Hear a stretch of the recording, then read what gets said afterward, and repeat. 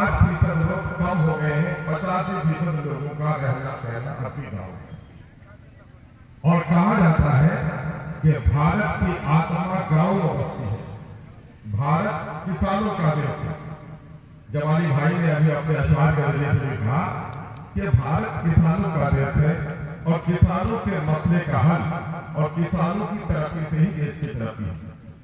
कल एक मीटिंग थी भीमराव अंबेडकर साहब का, तो वहां भीमराव अंबेडकर साहब का एक विचार हमको रखने का मौका मिला कि भीमराव अंबेडकर जिन्होंने आरबीआई रिजर्व बैंक का तस्वर दिया, जिन्होंने प्लानिंग कमीशन का तस्वर दिया, जो भारत के आइन के रचयिता रहे, उन्होंने कहा कि भारत की तरक्की उसी वक्त होगी जब इंडस्ट्रीज की तरक्की के साथ साथ कृषि की भी तरक्की हो।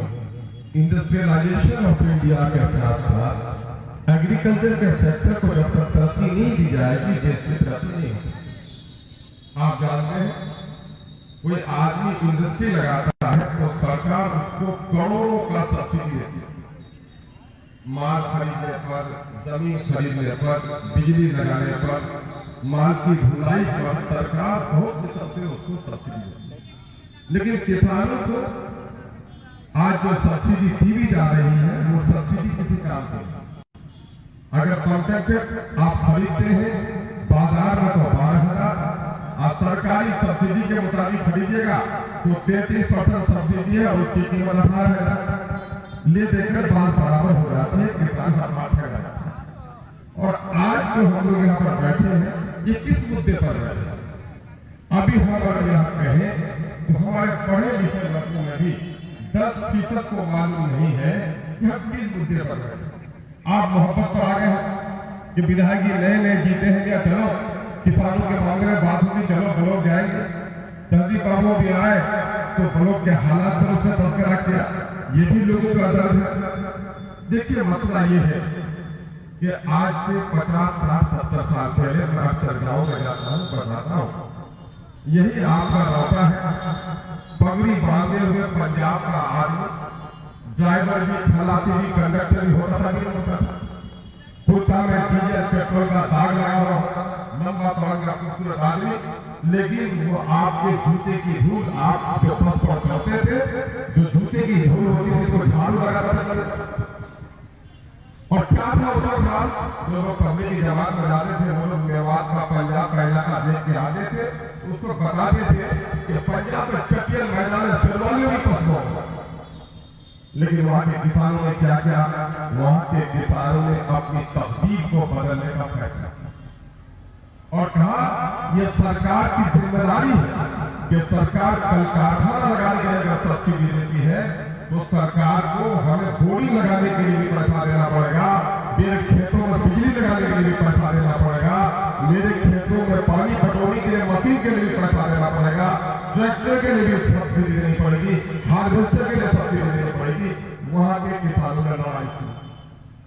और जानते हैं क्या है? पंजाब का मर्सिडीज गाड़ी को कीमती गाड़ी होती है, BMW करोड़, 1.5 करोड़, 2 करोड़ गाड़ी। और वहां का किसान जो पंजाब और हरियाणा का किसान है वो करोड़, 1.5 करोड़ की गाड़ी में बैठता है। उसका किसान का बेटा कोई इंजीनियर, कोई डॉक्टर, कोई IAS, कोई फॉरेन में जाकर काम करता है।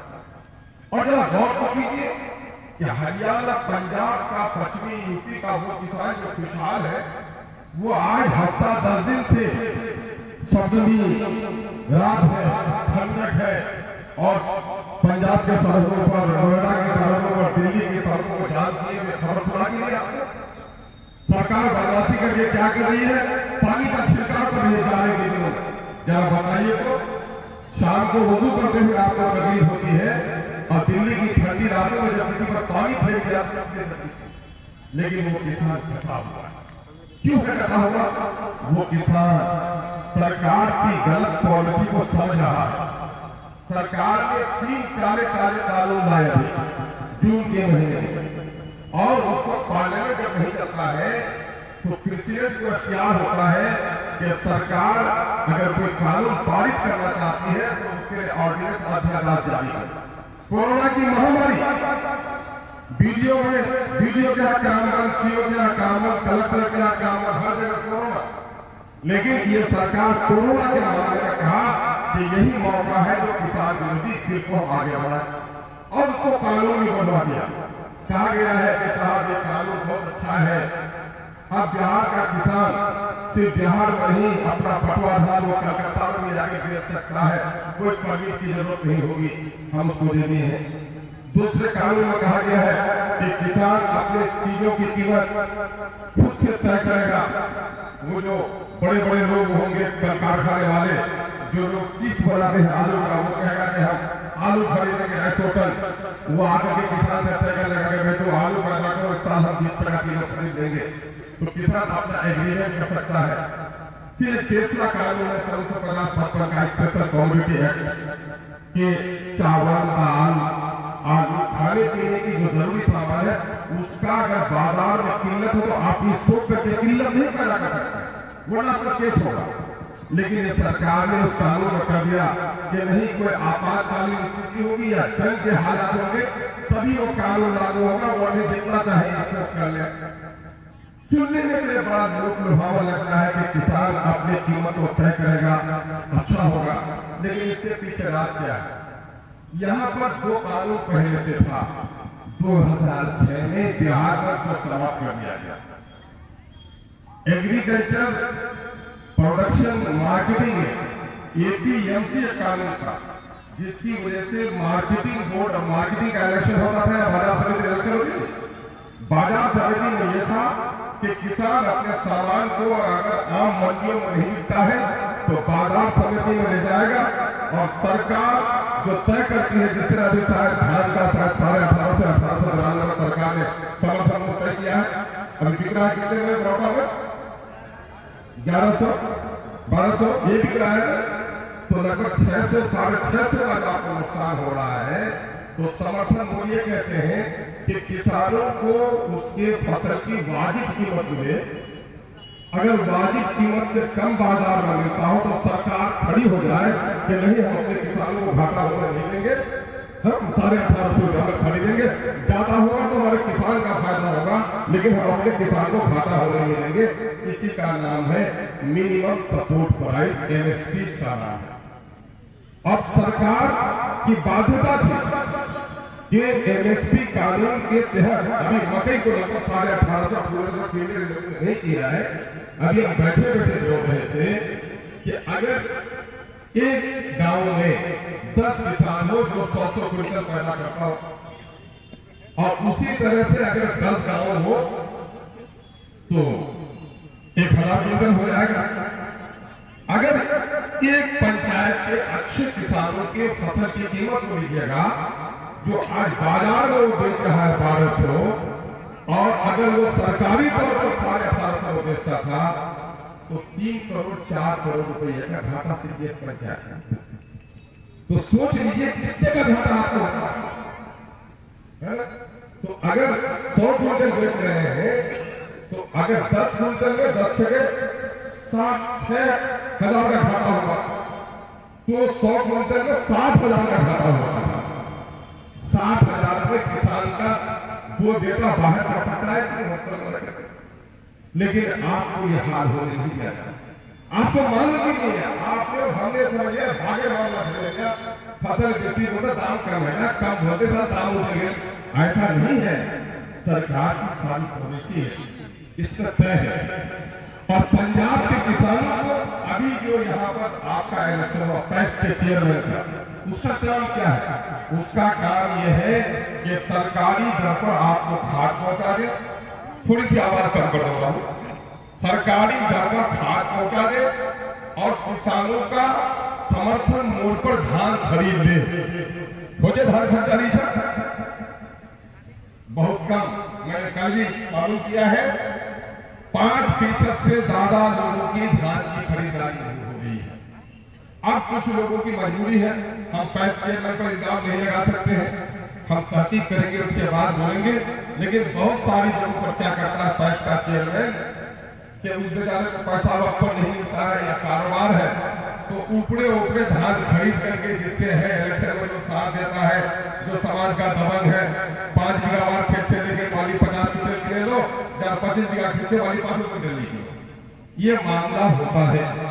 सरकार ये कानून इसलिए ला रही है कि अगर कंपनी वाले से आप दाम तय कर लेंगे तो आपको कहता है कि देखिए कितना अच्छा है, हम आपको आजादी दीजिए, दाम तय कर लीजिए। लेकिन कंपनी वाला अगर तय कर लिया 20 रुपया आपसे कीमत और बाजार में खुले बाजार में उसकी 25 रुपए कीमत हो गई तो आपको बेचने का हक नहीं होगा, आपको कंपनी को देना होगा। लेकिन सरकार का जो समर्थन मूल्य है, सरकार का समर्थन मूल्य अगर 18 रुपया है और कभी 25 रुपया में बिक जाएगा तो सरकार आपको वोट नहीं लगाएगा।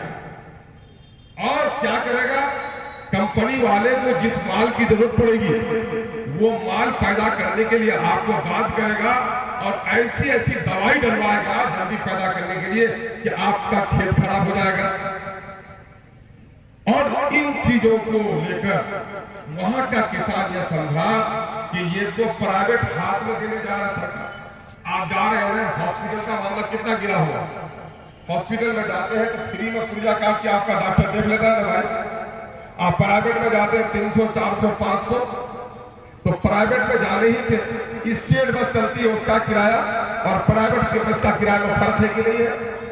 तो सरकार धीरे धीरे बिग कॉर्पोरेट हाउसेज को, जो बड़ी बड़ी कंपनियां हैं, टाटा, धीरूभाई अंबानी वगैरह जैसे लोग, उनके हाथों में खेती को बेच रही है। और आप अपने खेत में मजदूर बनकर रह जाइएगा, आपकी हालत जो आज खराब है उससे ज्यादा खराब है। एक बार दिल पर हाथ रखकर कहिए तो वो किसान, हमारे यहाँ का किसान, अभी आप धान बेच रहे हैं, गेहूं लगाने के लिए खाद खरीदने के लिए, और ये पौने अगर 1200 रुपया 1100 मिलेगा गेहूं लगाने से, आज धान लगाने से तो आप बेच लेते हैं, नहीं तो आप कर्ज पड़ लेते हैं। सरकार ने ये कानून इसलिए लाया था मार्केटिंग मंडी का, ताकि किसानों को बिचौलियों से बचाया जाए, किसान अपना सही कीमत पर धान खरीदे। लेकिन मेरे किसान भाइयों, पंजाब में कल कारखाना भी है, पंजाब का एक भाई खेती करता है, एक भाई कारखाना चलाता है, एक भाई अमेरिका में होता है। लेकिन हम लोगों का तो सब कुछ किसान है, हम लोग निर्भर करते हैं। बेटी की शादी तो वही फसल बेचकर, बाप बीमार की दवाई तो वही फसल के बेचकर, बेटे को पढ़ाए तो बगैर जमीन बेच के हम नहीं कर सकते हैं। तो पंजाब में पहले ये बताइए तो, अगर छोटे से 1 लीटर पानी डाल दिया जाए किसी मग में, पहले वो खोलेगा, जिसमें 50 लीटर पानी आ जाए वो खोलेगा पहले। अकल ये कहती है कि छोटे बर्तन में जिसमें आप आधा लीटर पानी डालेंगे और आंच देंगे और 50 लीटर वाले में आंच देंगे तो पहले 1 लीटर वाला खोलेगा, ये खोलेगा। लेकिन अफसोस कि 50 लीटर वाला खोल रहा है और 1 लीटर वाला भी खोल रहा है, इसलिए कि आपको कोई गुस्सा ही नहीं, क्योंकि मालूम नहीं, हमको मालूम नहीं कि मेरे खिलाफ क्या कानून बन रहा है। क्रिकेट साला जब धमका है, मेरे साथ बहुत जान जाई मेरे बाबू असल काम से। आज अगर ये क्रिकेट वाले बच्चे भी हमारे आ जाते, मैं कहता हूँ मेरा नौजवान खेले, अच्छा खेले, वो भी सुनील गावस्कर बोले, लेकिन उनके बाप की हालत जब तक अच्छी नहीं होगी, बेटे की हालत कैसे अच्छी होगी। जलसे में जाड़े की रात में थी, लेकिन आज हम बधाई देते हैं, शायद किसानों के मुद्दे पर पहला जलसा होगा जो इतना कामयाब आप लोगों ने किया है। मैं दिल की गहराई से आपको, लेकिन आदमी को समझना होगा कि हम किस मकसद के लिए आए। घर जाइएगा तो लोग पूछेगा क्या कहेंगे, तो उस चादर जमा हुआ चाहिए, तो केहंडर जमा हुआ चाहिए। तो आपको मालूम होना चाहिए कि मेरे फसल की कीमत सरकार जो एमएसपी तय करती थी उसको खत्म करने जा रही है। मार्केटिंग बोर्ड को ये बेईमान सरकार ने 2006 में खत्म कर दिया।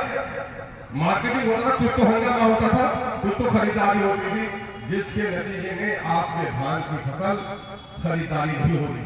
मक्का के फसल में पिछले साल जितना रिकॉर्ड प्रोडक्शन हुआ, मैं समझता कि लोग बहुत खुशहाल हो जाते, लेकिन आपको पेड़ में रख दिया गया और 800 रुपए क्विंटल मक्का बेचा है। बेचा कि नहीं बेचा? कितना नुकसान। मेरे भाई अगर जोड़िएगा, आप 100 क्विंटल पैदा किए हैं तो 80,000 का नुकसान, 1 एकड़ वाले 80,000 का। तो ये सब नहीं जोड़िएगा हमारी हालत कैसे अच्छी होगी, उसके लिए उन लोगों ने वहां धरना दिया। बिहार का किसान लगा हुआ नहीं है, लेकिन मैं कहता हूं कि सीमांचल के मेरे भाइयों, वो जगह न जगह उसकी हालत बहुत अच्छी है।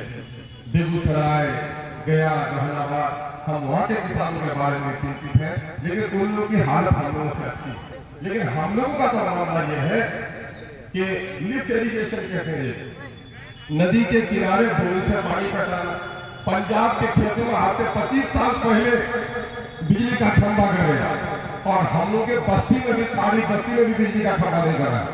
मैं बात याद आई तो कह दो, नौजवान के जमाने में फिर रहा था तो मैंने देखा कई जगह बस्तियों में बिजली का खंभा नहीं पहुंचा। जिस जगह बिजली का खंभा नहीं लगा है, बिजली जिस गांव में नहीं पहुंची है या टूटे हुए तार है, उसकी दरखास्त सबको ला करके दीजिए। मौलाना समीम साहब ने जाकर राष्ट्रपति आ गया जाइए, आने वाली में मांगे जाइए। तो मैं ये कह रहा हूं कि ये सारे मुद्दे हैं जिस पर लड़ाई लड़ने की जरूरत है, और हमको, मेरे बेटे को, मेरे भाई को पता ही नहीं है किसान विरोधी बिल क्या होते हैं। कानून जो पार्लियामेंट में पास हो जाता है, कानून जो असेंबली में पास हो जाता है, और वही कानून को सीओ, बीडीओ, कलेक्टर उसी कानून को नाफिज करेगा, उससे आगे पीछे कुछ नहीं कर सकता। आज हमको लड़ाई लड़ रहे हैं कि उस काले कानून को, 3 कानून जो सरकार ने पारित किया है, वो कानून सरकार वापस ले, और हम लोग जो पंजाब, हरियाणा, दिल्ली, यूपी और देश के दूसरे भागों में किसान का आंदोलन कर रहे हैं, हम सीमांचल के लोग उस आंदोलन का समर्थन कर रहे हैं, ये ऐलान कर रहे हैं। दूसरी बात यह है कि कल देशव्यापी बंदी का आयोजन किया, और ये किसान का मुद्दा है। अगर मेरे घर में मैयत हो जाए तो हम अपना कारोबार बंद कर देंगे। हफ्ते में एक दिन तो शहरों में दुकान भी लोग बंद करते हैं, तो हम नौटा के दुकानदार भाइयों से, वो भी किसान का बेटा है, कौन है तो किसान का बेटा है। हम अगर टाटा बिरला का व्यवहार नहीं लगाएंगे तो उसके घर में रहेंगे, हम बाटा का जूता नहीं पहनेंगे तो खराब पहन के चल सकते हैं। लेकिन देश का प्रधानमंत्री और राष्ट्रपति हो, वो किसान के उपजाए हुए दाने के बगैर जिंदा नहीं रह सकता है। सबकी बुनियाद हमारे आज एक चपरासी मर जाए, अनुकंपा में उसको नौकरी मिलेगी, उसके बेटे को सरकारी चाकर रिटायर हो जाएगा, उसको पेंशन मिलेगा। और किसान खेती करते हुए मर जाएगा, उसको कोई पूछने वाला नहीं है। मेरे भाई, ये होगा कब? मायूसी इंसान को बीमार बना देती है। कोई आदमी बीमार रहता है, 4 आदमी गए वहां से 500 करोड़ इसके वजह से टूटा झूला उसको दिन का हल करना, क्यों? उसकी मायूसी खत्म हो गई। बीमार से आदमी जा रहा हो कि अल्लाह शुक्र जो कल दिखाया, आज चेहरा अच्छा लगो, उड़ा डॉक्टर भेज दे, उड़ा डॉक्टर कैसे बोला बस्ती लग रही, बोलवा लगा आदमी अच्छा है, वो आदमी हसास है। अब आप कह रहे कि नहीं, तो सामान में बस्ती आदमी रहा, धीरे धीरे तो बेचारा पाकिस्तान चल गया, तो वो बेचारा मायूस हो जाएगा, उसका चेहरा बना जाएगा। तो मायूसी इंसान को बीमार बना देती है। तो हमारे यहाँ मायूसी बहुत है, करने की है नेताजी इलाज जो है, ये कुकर्मा लोग जो है समाज का सबसे बड़ा। देखिए, आदमी फसल बोता है तो जमीन का सीना चीरता है, सीना चीरे बगैर फसल नहीं होता। आप जो ये इनकलाब की बुनियाद रख रहे हैं, ये अखबार मीडिया के हमारे साथी है, वो लिखेंगे कि नौका के किसान हिंदू मुस्लिम सब एमआईएम नहीं, कांग्रेस के साथी भी थे, राजद के भी साथी थे, दूसरे पार्टी के लोग भी बोलते, किसान जग गया है तो सरकार चिंता लाती। कल हम लोगों ने तय किया है कि हम हाथ जोड़कर मेहरबानी की तलब करके अपने दुकानदार भाइयों से भी, जिन लोगों को हमने भी कहा है, यहाँ पर आपसे गुजारिश करूंगा कि लौटा के मेरे दुकानदार भाइयों को कहिए कि भाई एक दिन के लिए दुकान कर लीजिए, अंदर में साफ सफाई कर लीजिए, खाना लाने किसी क्या नहीं है तो चले जाइए, लेकिन बाजार में सन्नाटा रह दीजिए, ताकि सरकार के काम पर बात जाए कि सीमांचल जो सबसे सोया हुआ था, सबसे पहले बिहार में जग चुका है और उसका समर्थन कर रहा है। कल हमारे लोग पिछले हुए, आज हमारी पार्टी के लोग वैसा आज मैं कही रहा, अभी अमो में भी धरना चल रहा है, बैसी में भी धरना चल रहा है, डगरवा में भी चल रहा है, कोचरना बालू में भी चल रहा है। कल किशन में भी NH4 रहेगा और पाइसी में भी हम लोग हाथ जोड़कर लोगों को डंडा दिखाकर नहीं बल्कि देशव्यापी जो हुआ है हम लोग सबको कहेंगे कि आज 12 घंटे के लिए सड़कों को थाम दो ताकि जालिम सरकार के कान तक मेरी बात पहुंचे कि किसान जब तक यहाँ पर हलचल करता रहेगा तुमको दिल्ली में चैन से बैठने के लिए नहीं दिया जाएगा। तो ये काम हम लोग करना चाहते हैं। हम आपने यकीन दिला रहे हैं हम यहाँ अभी ब्लॉक के प्रांगण में हैं। हमारे करीब हमारी फुर्सत काफी 8 पंचायतों में जाना बाकी रह गया है। बेच के पंचायतों में हमने दौरा किया है शुक्र के तौर पर शुक्राने के तौर पर हम वहाँ इंतजार में हम लोग असेंबली चली फिर हम लोगों का इलेक्शन हो गया वहाँ। तो आपके हैदराबाद के लोग वो बड़े लोग खुशहाल लोग आपके में रहने वाले लोग आपका महीना भी गए तो हम लोग को भी चल था कि 2 दिन के लिए जाए 2 दिन के लिए हम लोग वहाँ गए। उसके बाद से लगातार आ गया है। कल फिर धरने में होंगे 10 तारीख के बाद हम इंशाल्लाह दोनों ब्लॉक देखिए ये ब्लॉक का वीडियो या सीओ ये दुश्मन ही हमारे हमसे लड़ाई करेंगे। देखिए सिस्टम में पहले से जिस तरह लोगों को काम करने का आदि बना दिया गया है हम समझा कर उनको कहेंगे कि देखो हमारे लोगों की लड़ाई तुमसे नहीं हमारे लोगों की लड़ाई भ्रष्टाचार से और भ्रष्टाचार के खिलाफ अगर लड़ाई लड़े तो वीडियो सीओ भी साथ दे रहा है तो हम अच्छा आदमी है तो मदद करनी चाहिए। वो नहीं अगर दलाल के पीछे में कोई भ्रष्टाचार का साथ देगा उसका हम विरोध करेंगे। हमें अभी सरकार की उच्च स्तर की बैठक हुई है कि दिसंबर के महीने तक पेंडिंग है म्यूटेशन के कागज इनको जल्दी से जल्दी हल करना है। सीओ साहब को मैंने कई बार टेलीफोन पर कहा है शायद आज भी मेरी बात को सुन रहे होंगे। आज हमारा समय अभाव है तो हमारे अपने लोग बैठता भी हम आप लोगों से कहना चाहते हैं कि जितने भी म्यूटेशन के लिए कागजात हैं सीओ के हाथ दीजिए। अगर दिक्कत होती है तो हम लोग को बताइए और हम लोग भी अनकरीब इसी महीने के अंदर 16 तारीख तक या हम लोग अपने पदाधिकारियों के साथ बैठना चाहते हैं। हम लोग चाहते हैं कि अमन के माहौल में सिर्फ हंगामा बर्पा करना हमारा मकसद नहीं है बल्कि हमारे लोगों का काम सुचारू ढंग से हो उसके लिए पदाधिकारियों को भी सहयोग करने के लिए हम लोग तैयार हैं। अगर कर्मचारी कम है यहाँ पर तो हम राजस्व मंत्री से मिलकर राजस्व कमिश्नर से मिलकर यहाँ की परेशानी को बताएंगे ताकि हमारे लोगों का काम जल्द से जल्द हो सके। और यही चंद बातें हम आप लोगों से कहने के लिए आए। लेकिन मेरे भाइयों